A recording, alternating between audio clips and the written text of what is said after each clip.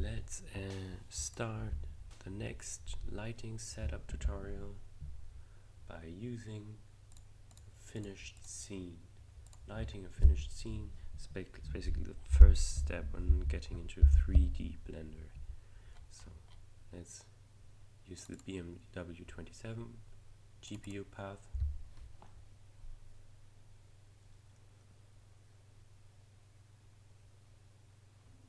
And render it.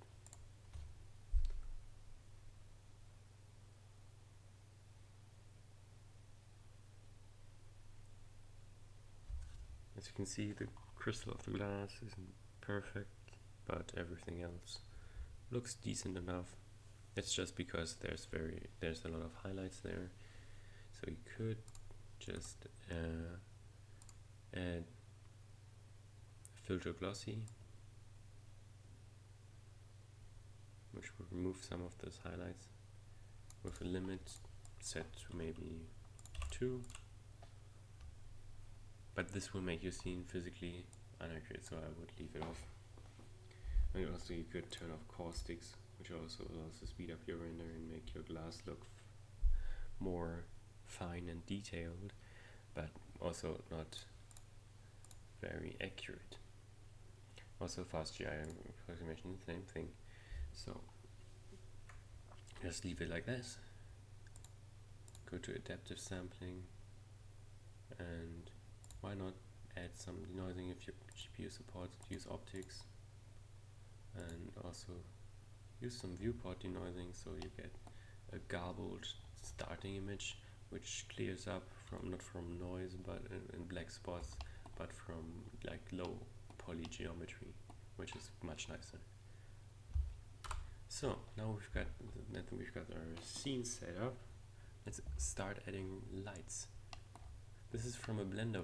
I chose this because this is from a Blender version which didn't have area lights. So they just added a plane, or added area lights which support being added as a rectangle. So let's set our cursor to that. Delete this, or let's keep it in for reference. Add an area light. Scale it.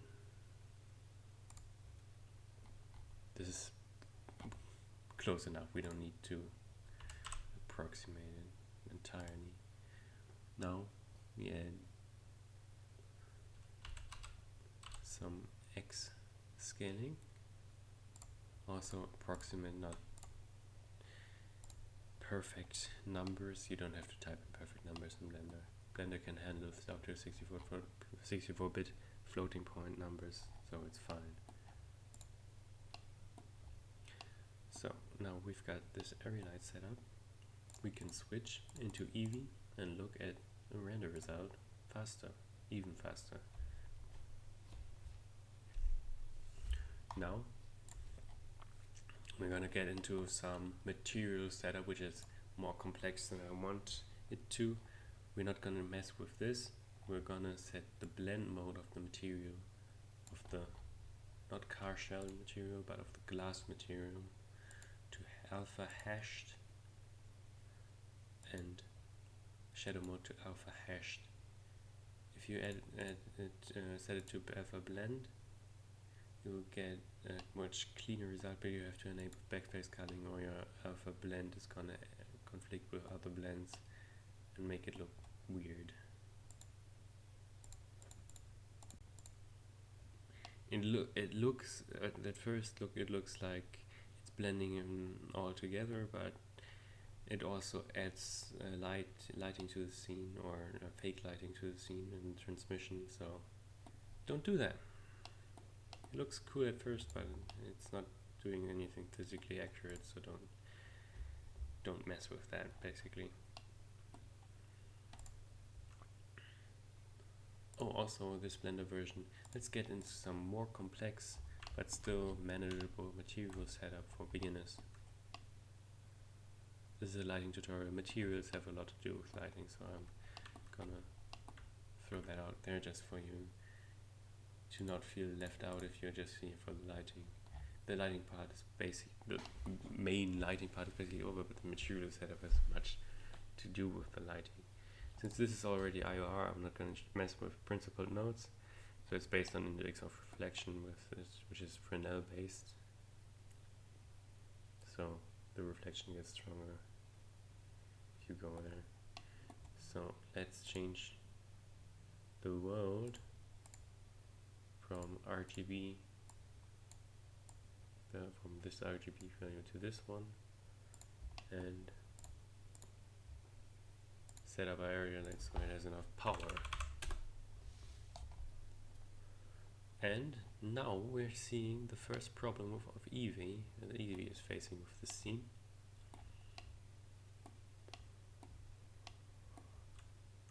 It's not lighting the lower side of the car. If we set the shadow to contact shadows, we'll light even less of the car. So, and I would recommend this because contact shadows are cheap and mostly accurate, at least in the screen space way, accurate way of simulating contact shadows. So basically shadows which occur from here to here, like on the contact point of the shadow, which are normally removed by the shadow bias, which if you turn it down way too low, it looks weird when you have a sharp angle to the, if you have a sharp angle to the object. So just turn this on and you won't have problems with that, and your shadows are gonna look real smooth, but only if they are in the screen space and you can directly project them. So basically it's a chance you get a shadow, not a guarantee. For example, if I go down here, the shadow will slowly get removed, but just in the very corner, so you won't really notice it if your BMW is in this camera position. So let's look at this camera position and see what are we doing to get rid of this black ugly shadow. We'll add a light probe for irradiance volume. Okay, first you can add a reflection cube map. That's the first step basically. Scale it to the size of the BMW.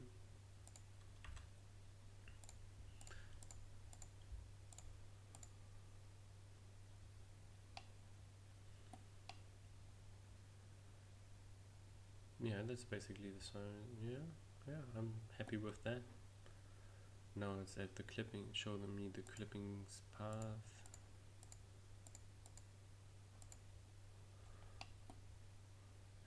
The clipping start, start the clipping outside the BMW, otherwise you're gonna get reflection samples of the BMW unless you have backface culling on.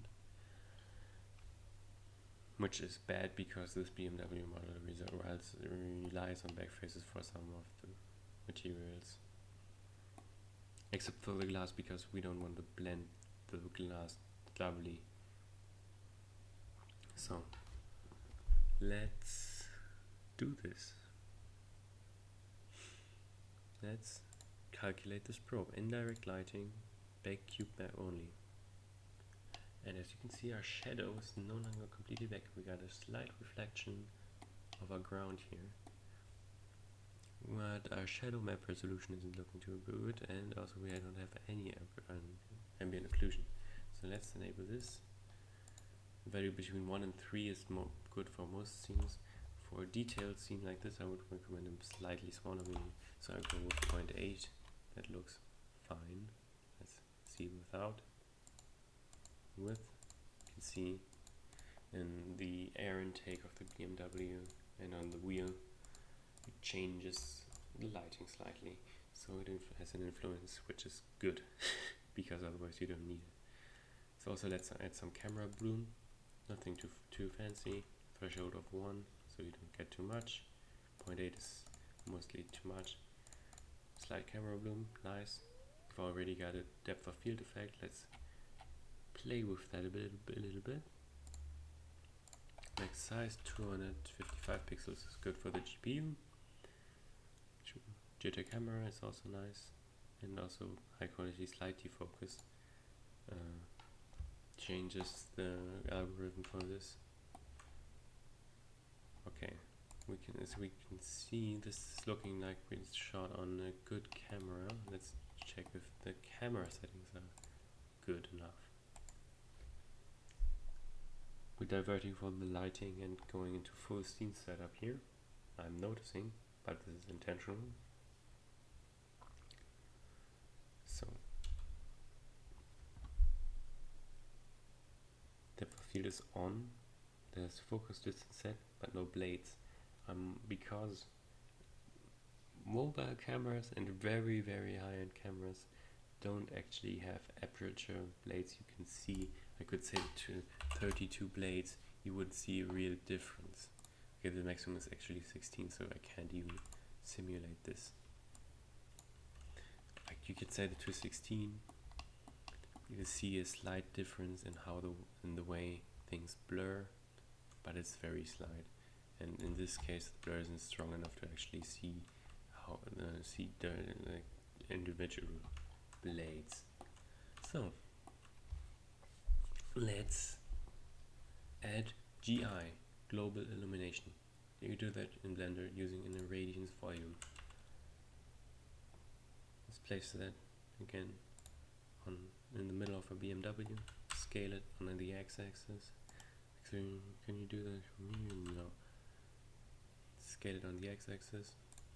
Scale it on the y-axis. So it's outside your BMW, at least the outer sample. Since this BMW has a crudely modeled interior, we just do it the cheap way and not disable like part of a resolution. You can do that, but in this case we don't have to, so we won't, because I'm going to keep this simple and step by step. Okay, that's 27. Looks as a total guess, but it looks like fits the bill. So let's change that to 13 and 4 and 4, so we don't take too long. Change your diffuse occlusion resolution to 16 pixel. It's enough for the BMW. And say bake under lighting. This will calculate faster if you switch into wireframe mode or solid shading mode. Oh, this is the BMW with an environment map. Environment map. Sorry for my German accent and my humbly put together pronunciation of words. My self-made vocabulary, basically.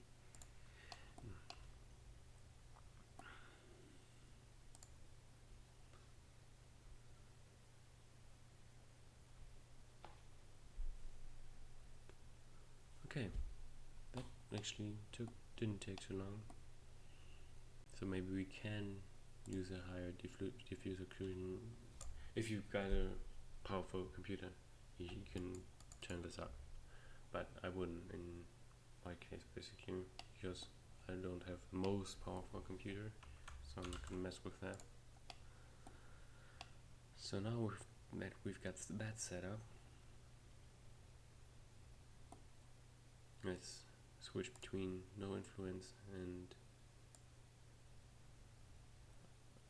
very simulated influence. Spike the and indirect lighting again.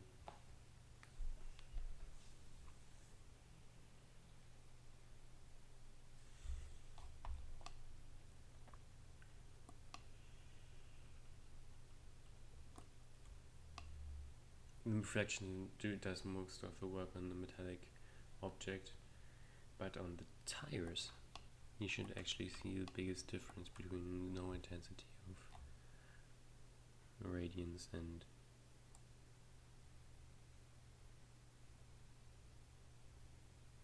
let's clamp the glossy to this, bake the cube map to get rid of it.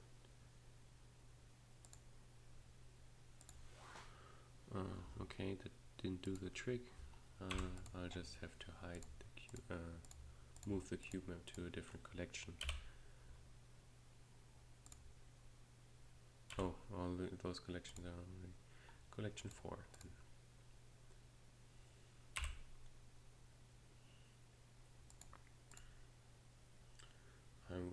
the outliner now. Please show me the outliner.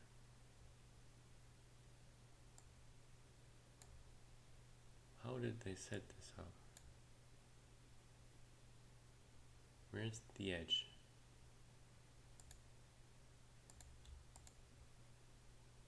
Oh, this isn't the outliner. This is just the properties menu. Where's the outliner?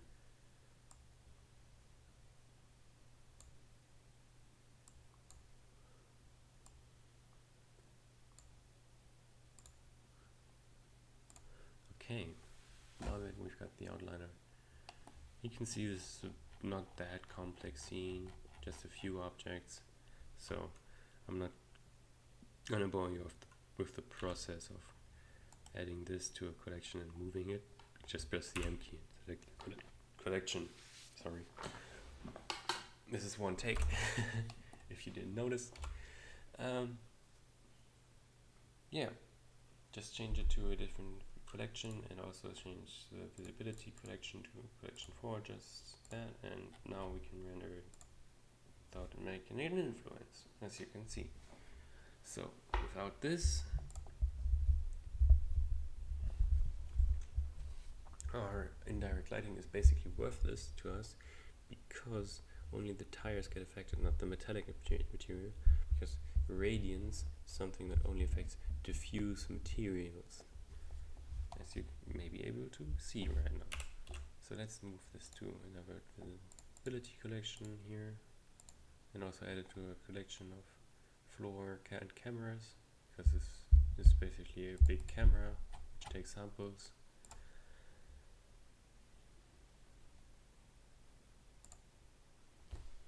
Switch to solid state shading to for better render times, and now it's still gone because why is it still gone? Because it only affects collection 1, which isn't actually the collection with the car. Collection with the car is collection 2. So let's do the bake light map again, bake cube map I mean. And this was also the wrong collection. Let's just clear this and hope for the best by adding it to the car shell collection.